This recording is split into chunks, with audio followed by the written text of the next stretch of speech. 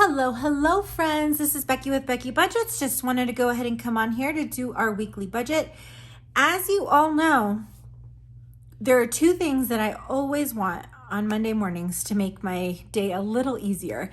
And one is to have my plans already set, which I filmed right before this, and also to have my budget set. So that's what we're going to do right now. Today, I'm going to go ahead and budget for my husband's February 9th paycheck. And since it's the second week of the month, we are only expecting his income. And then I put a spot for savings. And we have his income at an average of $650. I don't expect to use anything from savings. And that's $650. As I'm writing this, I'm remembering my little Linus turns 6 on the 10th, and I didn't even put it in my planner. After this, I'm going to go ahead and add that to my planner. I can't believe my little Boba is already 6. And I can't believe it skipped my mind until right now. Moving down to the bills for the week, we have our cell phone bill due through T-Mobile, and that's due on the 9th. We have our Chase Freedom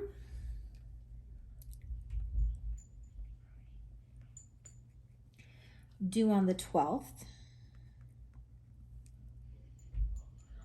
Our Xfinity is due on the 15th.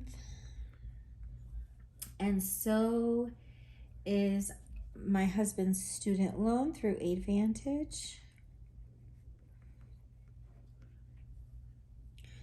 We have my husband's Microsoft subscription, which is for his Xbox, and then Cricket.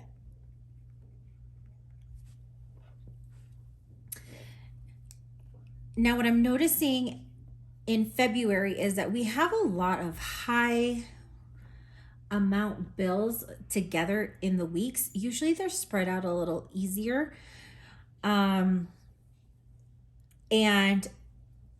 it's having me open my eyes because March is very similar with the same days of the week on the dates on the same days of the week. So I have a feeling that it's going to be the same breakdown. So I'm just kind of preparing myself for that. And you'll see how this kind of breaks down and why I'm saying it, because it's just different for me. T-Mobile is set to $100. The Chase Freedom is currently at $121. That used to be $118, but with the increase in interest rates, it has gone up to $121. Xfinity went up to $172.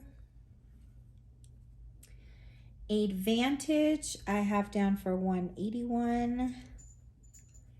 Microsoft is $16 and Cricket is $11. When we add those values together,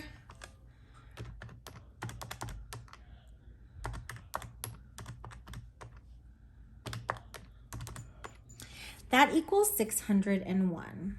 And see how it's a very bill heavy week, and then we don't have a lot of overage. So hopefully my husband brings in some extra income this week. I think he is, because he did work on Friday, which is usually his day off.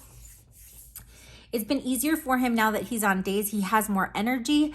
And so he kind of told me, he's like, I kind of get bored at home, so I'd rather just go to work for a couple hours and it's all overtime as long as they approve it. I have absolutely no problems with that. With these $49, we really don't have enough to go ahead and fill anything. So what I do know is that, so we're going to skip food, and we do have the extra in our account. We're going to skip gas, Pets has already been met. Skip me, my hubby, eating out, and then miscellaneous has already been met. So our variable expenses total is going to be 0, and we're going to carry over those $49. As always, I like to do these out of order with it not being even enough to fill our sinking funds. I'm going to jump down to our savings and put down our 52-week number 2, which is $26.50. And then we put a buffer. Now you may be asking why I put such an emphasis on this. Our 52-week number 2 is going to fund our moving, and the rental market here in Colorado is astronomical. So it's very important to me to go ahead and put some money in there. I'm thinking I'm even going to need to pull some out of Christmas to help with our move in October. And then let me put the other 50 in here because I do like to work with even numbers. So that's going to give us an extra savings total of $27. When I take 27 away from the 49, we're left with 22. So I'm going to go up to these sinking funds. The one that I absolutely need to always fill is our medical, because we are on our 3rd unit or our 3rd cycle of IUI. So I want to always put money in there since we do have to refill meds and do all that. This week, we are going to go ahead and forego putting anything towards our snowball up front. We'll see if things change once my husband's paycheck posts.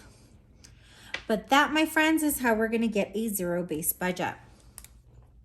As always, I do like to check my math. So we have a inflow of 650 minus the 601 to our bills this week. Nothing going into our variable expenses. 22 going into our medical sinking fund, and then nothing going into snowball, and the 27 going into our savings. And yes, my friends, that gets us to a zero-based budget. This is not the ideal situation to be in. I'm grateful that we have enough money to pay all the bills, so we're not going to be late on any of those, and that we do have those extra $100 in our grocery envelope so that at least we know we'll get food this week. And those are our basic necessities. Hopefully I'll have a better outcome on Thursday, but we shall see. I hope that each and every one of you has an amazing week ahead. And let me know if you have anything coming up or if your birthday is sometime this week. Happy birthday to you. Okay, friends, take care, and I will see you soon. Bye.